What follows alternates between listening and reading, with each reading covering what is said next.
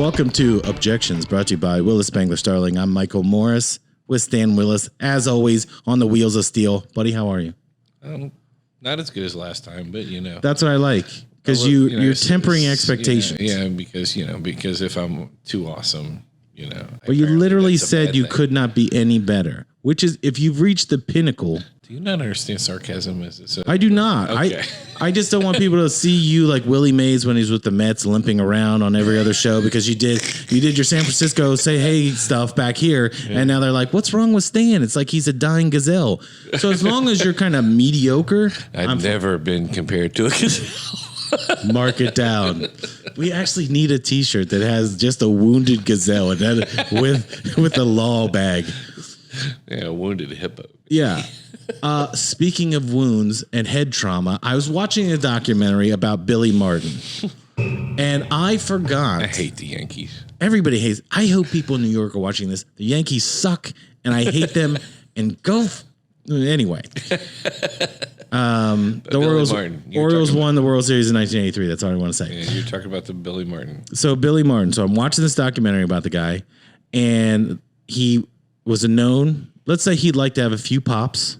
Right? A few. He was known to drink and beat up people in bars, and he would keep losing his job because he would just challenge anybody, including a guy that literally the headline says, Billy Martin beats up the Marshmallow Man, because this guy was a marshmallow salesman. I think that's the best headline that's ever been written. It possibly is. So he's known for doing that. So on Christmas Day, he lives in some rural area of New York where he's on a farm, and it's got all these winding roads, and his buddy is with him. And supposedly, the story is the guy gets Billy Martin's keys to drive them back to Billy Martin's house. Now, they're both cranked to 11. He was the sober one. Yes.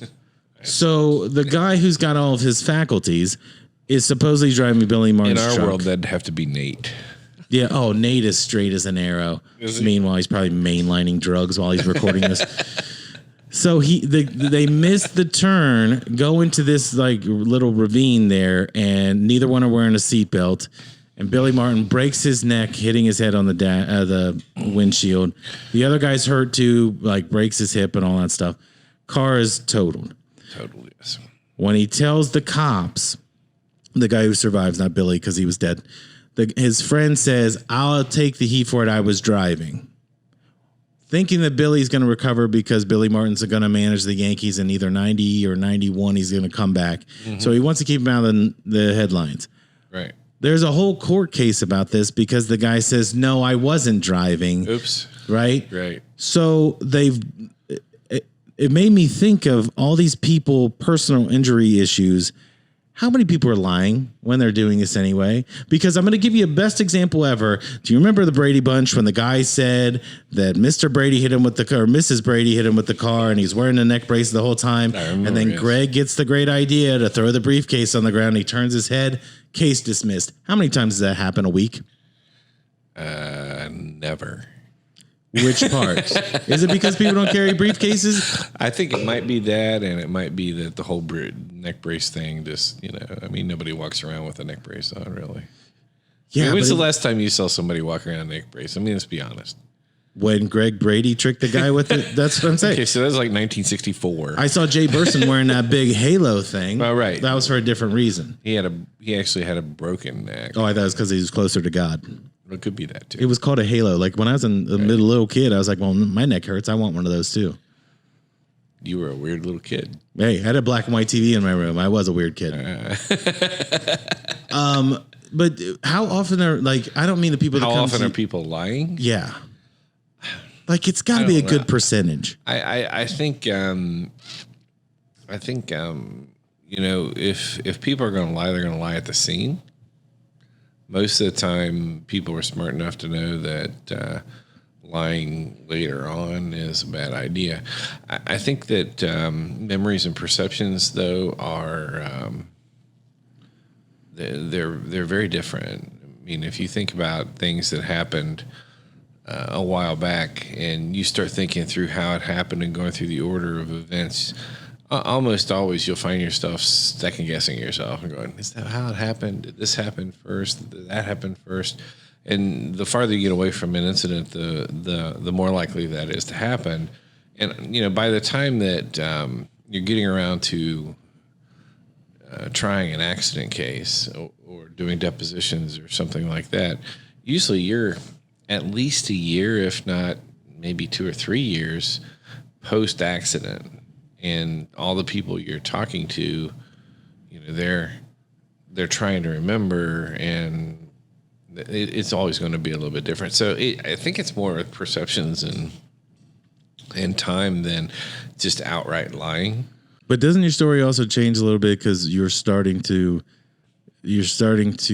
get defensive about? Oh, sure, right? Sure. I don't mean that people are out and out lying, but like when the accident happens, I think that might be when you're the most truthful because your adrenaline's rushing and you're. I remember. Well, so for example, when I was in college, we were coming back to campus from a meeting for football. There's 2 cars full of football players. And so all the smart kids are in 2 cars. All the smart kids are in 2 cars. And the guy driving the car that I was in decides that he's going to pass the other car on this back street in Ada, Ohio. It's a residential street. It was a really stupid-ass thing to do. Can I say ass? I did say You ass. can't say street, but you can say ass all you want. Say street? Okay. Yeah. Can you bleep out street for me, Nate? Can you bleep out like most of the every other word? It'd just be fun. It was like literally watching a stand-up comedy thing that my son was showing me last night on YouTube, and he said a-hole. Yeah. And they bleeped out hole, but not ass. But you know what's funny about that? Do you know where that comes from? That's an FCC. George Carlin used to do the 7 dirty words you couldn't say. Right. So if you don't add a piece onto the word, it's totally different because you could say, "Oh, children, he's talking about a donkey," and instead you're ruining a joke. Let it go.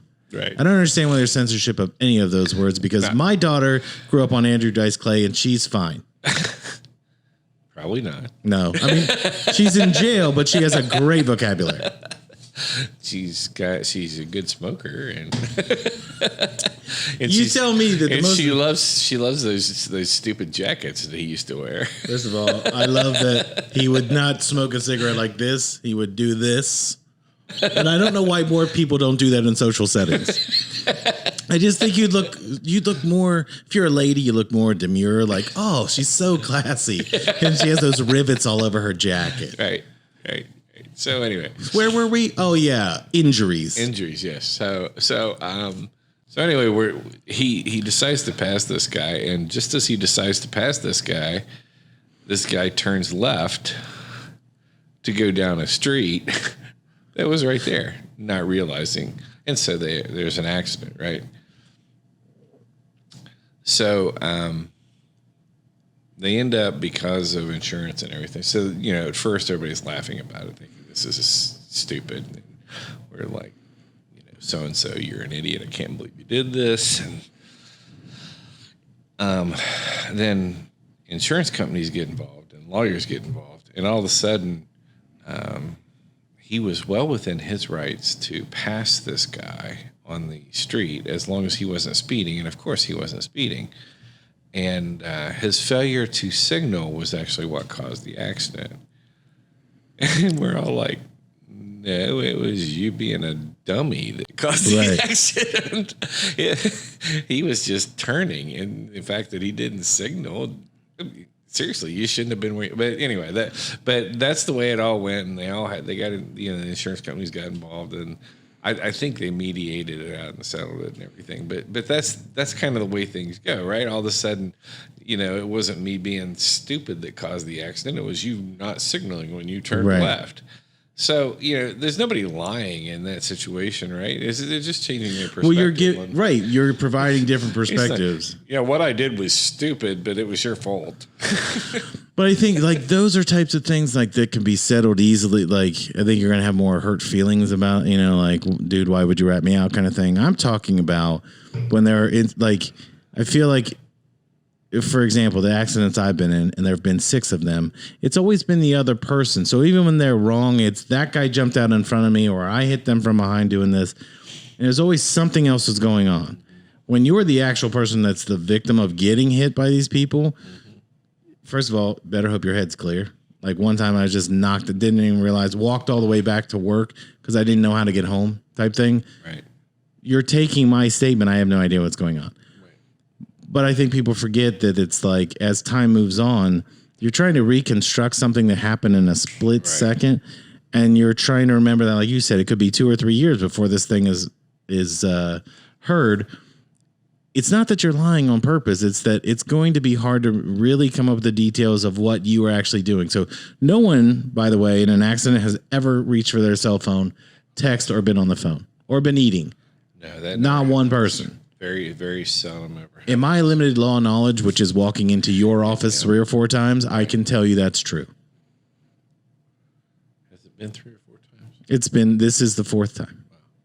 Which once I get to 5, I get a little jacket, I think. Remind me to send him a bill, Nate. Yeah. It doesn't matter. All the bills go to Nate's house anyway. His wife opens the mail. When you are dealing with these people, and like I just snorted. That was weird. I don't amplify that. That should be the outro. When you were dealing with people, like how many, let's just say charlatans come in here and they're like, here's my case. And are you ever like, is your job, you're supposed to represent them, but can you go, there's no way that's possibly true. You didn't hit a unicorn. And as you were swerving to cure cancer, you hit somebody going left of center.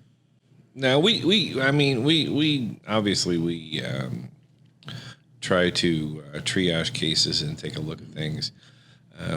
My experience is that you can't really, until you get the police reports and really start kind of looking at what happened, it's hard to tell from a legal standpoint who's at fault, who the negligence was. Most people think, well, if the police officer at the scene says I'm at fault, then I'm at fault. And if they say I'm not, then I'm not. And that's kind of true. I mean, the police officers are usually pretty well trained. Oh, so you're backing the blue. Okay, good to know. Yes. I'm a big fan of police officers. I'm a big fan of the cops when they do that search and seizure. I live down the street from a couple of cops. I get along with them really well. I steal the hubcaps off the cars down the street at the cops. Yeah. They don't lock that stuff up. You can take whatever you want. They have weapons. I've got a few of those too. Actually, you know what I find out is that the cops are, I think people look at the cops like they're the judge of things. Right. Like because that police report is probably the most important piece, right? It's an important piece, yeah. But I mean, that kicks everything off. So once in an accident that is serious, where there's going to be a lot of contention, then usually we will hire what's called an accident reconstructionist, and that person will actually go out to the scene and do things like measure sight distances and measure kind of like the Kennedy assassination, where they kept going out there and seeing if he could make the shot. Kind of like that, except for there's nobody on the grassy knoll. Well, I'd say don't hire that guy because he didn't know what he was talking about. Yeah. We should just have a revolving. We're going to solve pieces of the Kennedy assassination, but just a little bit each show. Okay. Because we did bring up the Kennedys last show. Didn't somebody already do that? I feel like somebody already did this. We've tried over and over again, and no one will tell us the truth, and we know what it was. It was a coup d'etat. I don't get the chance to do that Kevin Costner coup d'etat very often. Coup d'etat. I don't even know if he's saying it right, but just so he goes, it was a coup d'etat. Then you try to spell it. Yeah, I wouldn't even know. Is that a legal term? No, I don't think it's a French word. Coup. So the French are lawless people? They're cowards to begin with. I thought that was a Roman thing. It could be. I don't know. Nate, while you're recording the show, look that up. I'm not really all up on the background of. But you saw JFK. I mean, it's like 3.5 hours long. I think so. I mean, first of all, the most important thing is John Candy kills it in that movie. I'm not going to spoil anything, but you got to watch that movie just for that. Because he kills it. And he's a lawyer in there. And he's a lying lawyer. Yeah, that's shocking. It is. How often have you been across the table from a lawyer that you know is a degenerate? And please name names and give websites. Again, that's happened. That's happened a couple times, but honestly, most people aren't necessarily lying. Most people are trying to protect themselves, but I'd say most people aren't necessarily lying. But anyway, back to what we were talking about. We would hire an accident reconstructionist for a lot of those. The thing you have to understand about the police report and what the officer's doing, most times they didn't actually witness the accident. Right. A lot of times the vehicles have been moved from the scene, like they moved off the road. And they'll tell you by the time the police officer gets during there. the winter, they always say, if you could move it to the side of the road so traffic can. Right. You're changing especially if there's no injuries, right? So. Right, but you're changing the scene of what's happening. So now that's when I think the stories really start. Like, no, it wasn't my fault. It was their fault. Blah blah blah. Because you can't actually see how it ended. So you're going to have police officers then taking interviews from people they're going to talk to everybody who's involved in the accident and all the passengers. Then if you have any passersby that stop to volunteer to be witnesses, they'll talk to them too. And then the police officers kind of distilling all that and coming up with what they think happened, and then at that point they're going to try to issue a citation if they need to, or do something like that. Again, they're not the judge and jury. They're not deciding that for everything. They're just making a judgment call based on the best information they have available to them at the time. And they usually get it right, but it's not always right. So I guess my point is that sometimes you don't really know what happened till you get into the case a little bit and start having things come in and start looking at the way that cars are damaged, and then you have your reconstructionist say, well, that can't really happen the way that you think it happened, because if that had happened, this. So, there's a lot to it. I mean, it's really hard to say at the beginning. Yeah, this is really because you can't really take somebody's word. You've got to dig into it. Well, you we try to give everybody a benefit of the doubt. Somebody comes in and tells a story, we say, yeah, we're gonna believe what you say. But like you said, you get perspectives, and then you get kind of wanting to protect yourself. Then you have outcomes that you're trying to maybe tweak a little bit or steer toward, and so memories get fuzzy. So we just do the best you can to kind of sort through all that stuff. What happens when you find out somebody lied? Not your client, but you find out on the other side, because you can't. I know it looks really cool in movies and stuff, and they go, and you, but you can't really do that, right? So, two different nuances to that there. So if we find out, and this has actually happened, if we figure out that our client is lying, we can't help them commit what's called a fraud in the court. So we can, if we go before a tribunal and our client says something that we know to be false, we have to tell the judge or the hearing officer. Like right then? Well, do you raise your hand so you're calling on? No, usually you ask for what they call an in-camera hearing, so you go back with a sidebar. Please say sidebar. Okay, you could ask for a sidebar, but you really probably wouldn't say it there. You'd probably go back into. But can you do it dramatically, like judge sidebar? Like, do you do that? No. Will you the next time you record? No, just for this show? That. I would let if things go well, I won't be in court. I think you will be if someone watches this show. But so we have to tell them. So usually when we figure out that somebody's lying or that they've been lying, we advise them that, we can't participate in this.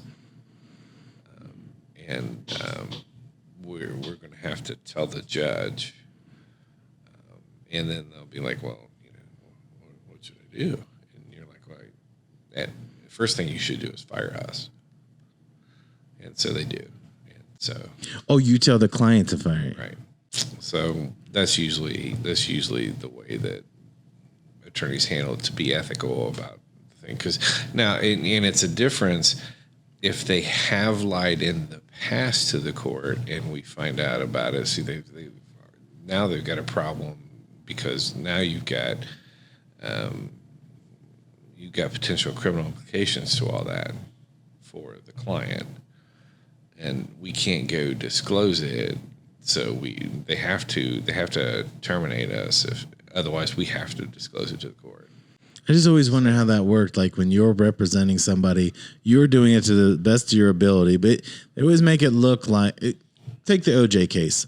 Obviously, he was innocent, but if he wasn't innocent, his attorneys literally are fighting to keep him out of prison, to keep him out of some kind of a death sentence.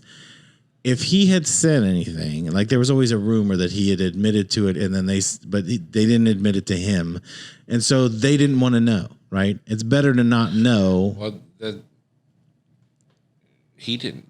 He didn't testify. And so that's an innocent man never has to testify. But here's the thing: you would never, in that situation, put your client on the stand. Criminal and civil are different too, because like in civil, I can't stop my client from being on the stand, right? I can't stop them from asking the question because there's no Fifth Amendment for civil cases, and unless what the question they're asking implies a criminal activity, right? So, in a civil action, if I know or suspect that a client's been lying or that he is going to lie in court, I have to tell him, look, if you say that, I've got to tell the judge. I can't allow you to just say that. Where in criminal court, because they don't want to keep people from being able to be represented, if a client comes in to me and says, I killed this guy, but I want you to represent me, as long as I'm not allowing him to testify and say I didn't do it, then I'm not breaching the ethics code. Right. See what I'm saying? Yeah. So as long as he doesn't go on the stand, and since it's criminal court, he doesn't have to take the stand. So that rule kind of doesn't apply because you're not really, even if you know your client is guilty, you're still not really putting them on the stand and allowing a fraud on the court. I just think it would be so hard. I mean, I know you have to deal with difficult things, but if you knew someone was guilty and you're still representing him, that's why when you see, it's so much different than the way it's portrayed. But when you see a guy stating an attorney on television when they do the Franklin County Courthouse will break in, that attorney that's standing next to him looks like his soul is being drained because he did the best he could to defend this person, probably knowing the outcome. Right. I mean, I think it takes a lot more, what I want to say, courage to stick to this and not go, nah, I'm not going to do this. I don't want to take the loss on this. Because I know that's a big deal, is what your winning percentage is and all that. Well, and I always think that's just such crap anyway. Because if you think about 90, I don't know the exact percentage, but I mean, a very small percentage of cases actually go to court. Right. I mean, where you actually file a complaint. And then even if they file a complaint, an even smaller percentage of cases actually have a trial. So almost every case settles before you get to trial. Now, who wins? I mean, if you have a settlement, essentially the law school joke is everybody walks away unhappy, right? So everybody loses, right? Right. Well, how can you say I've won all my cases if any of your cases have settled?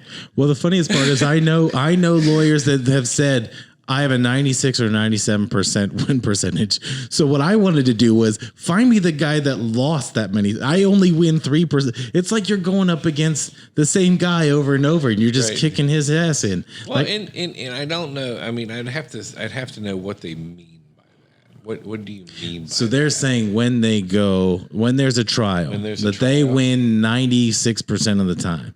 Really? But like you said, most of these settle. So I want to know, over 30 years, if you won 97% of your cases, did you win 9 out of 10? Not that many cases actually go to trial. That's the thing. Now, if you're a criminal attorney, you're in trial a lot. Those guys, criminal attorneys, spend a lot of time going to court. And then in some of the larger firms, they will have litigation departments where all the people are doing is going to court. So you might so those guys get a lot of in court experience. The rest of us don't get that much in court experience. I mean, we have our employment section employment's a heavily litigated area of the law. Almost all of the cases end up getting filed into court, and we still only have a couple of trials a year, a couple or three. I mean, it's just not. It's not that common to be down there at the courthouse arguing civil cases. It's not that common. And, I'm glad you dispelled that rumor. And how you come up with a 96% win percentage? I mean, I suppose if you're with a big firm and you're doing defense, but then so here's the other part of that, because cases aren't usually that cut and dried, right? I mean, usually in most cases you got a complaint and you have 3 or 4 different things that you. I mean, for instance, my first case that I tried in court was a federal court case on a construction case down in Kentucky. And we got sued. My client was sued on maybe, I think the complaint had 8 or 10 different causes of action. A couple of those were dismissed before we got to court. I mean, they were gone. The total of damages that they asked for were well over $1 million, like $1.6 million, something like that. We knew going into the trial we owed them somewhere around $100,000 on the breach of contract cases. So we got some things taken out prior to trial. We got some things taken out during the trial. We go through the whole trial, and the verdict against my client is $350,000, which included that $100 and some thousand that we knew going in that we should have paid them. Right. Right. So the question is, did I win or lose that? I don't know if I won or lost that. I won some of the things. I won the vast majority of the damages were gone before we got to trial. So I won on all those things, but then I lost on a couple of other things. So what's my winning percentage in that? I'm 80% in that. In that one case, it doesn't sound as impressive as 95. I'm an 80%. And I got to tell you, the guy that I was facing down there is the best freaking lawyer I've ever seen. Time he got done with his opening statement, I was thinking, dang, man. You're like, hey, we should pack this shit up because we just lost. Did you stand up and applaud? Like, that was amazing. Unfortunately, Stan, we've reached 100% of this show. Yeah. But the good news is Objections will be coming back soon because we have plenty of objections to come. Brought to you by Willis Spangler Starling. We'll see you next week.